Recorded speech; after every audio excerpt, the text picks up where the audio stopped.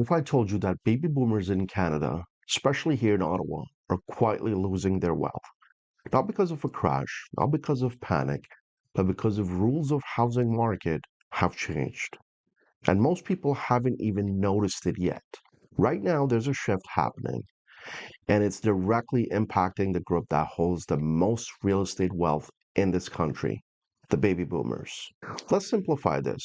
For most people in that generation, their homes isn't just a place to live, it is their wealth. It's their retirement plan, their safety net, and decades of equity built into one asset. Research shows that a significant portion of wealth for Canadians over 55 is tied directly into their real estate, often as their largest financial asset. And here's where it gets even more important. According to a study, 40% of baby boomers have at least half of their net worth tied up in real estate, and nearly 64% mortgage free. That means their wealth is heavily concentrated in housing. So when housing shifts, their wealth shifts. Now zoom out to the bigger picture. Data from Statistics Canada shows that baby boomers are still the wealthiest generation in Canada. With an average net worth of around $1.2 million, they account for roughly half of all household wealth in Canada. When we talk about housing changes, we're not talking about small adjustments. We're talking about shifts that impact a massive portion of Canada's total wealth. Now, bring this back to Ottawa. This city is heavily influenced by this demographic. A large portion of homes here are owned by baby boomers. Many of them are mortgage free. So when this group is affected, it doesn't just stay isolated. It impacts pricing, supply, demand, and essentially the entire real estate market. There's a term being used right now, the silver tsunami. It refers to the wave of baby boomers entering retirement and gradually selling or downsizing. This isn't happening all at once, but over the next several years, more homes will come to the market simply because of the age and the life transitions. At the same time, something else is happening. Buyer behavior has changed. A lot of the newer buyers today are more cautious, more analytical, and more focused on value. They compare everything, negotiate harder, and take their time. And then we introduce something new in the market, the incentives. The HST rebate, a big one. It makes new construction significantly more attractive. So now buyers are comparing resale homes to brand new homes that come with incentives, upgrades, and tax savings. Even if the prices look similar, the perceived value is completely different.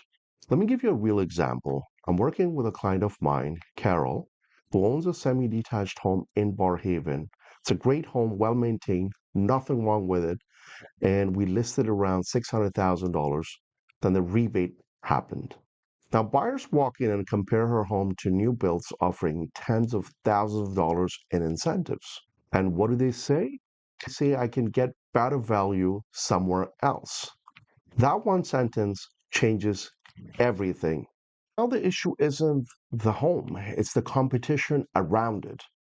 Because of that shift, we had to adjust the price, not because of the home lost value overnight, but because the market shifted around it.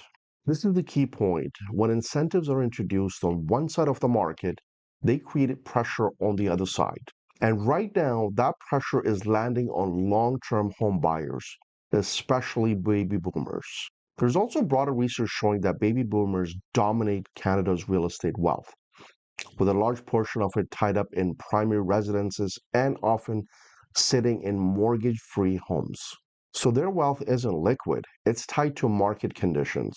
Now, add one more layer over the next few years, more boomers will sell, more listings will come to the market, and buyers will have more choice. When buyers have more choice, they become more selective. They negotiate harder, wait longer, and don't feel pressure to act. So this is not a crash. Ottawa has been a stable, long-term growth market.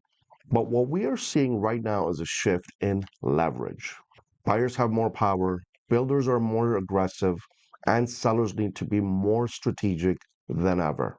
Pricing matters more, timing matters more, presentation matters even more.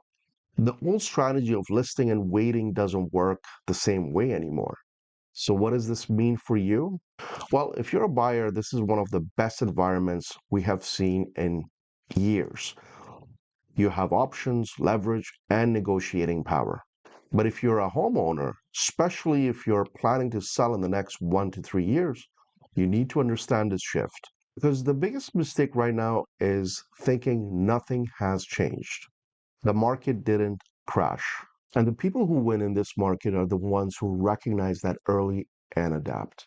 If you want to understand where your home stands today or how these changes are affecting your specific situation, reach out. No pressure, no obligation, just clear conversation.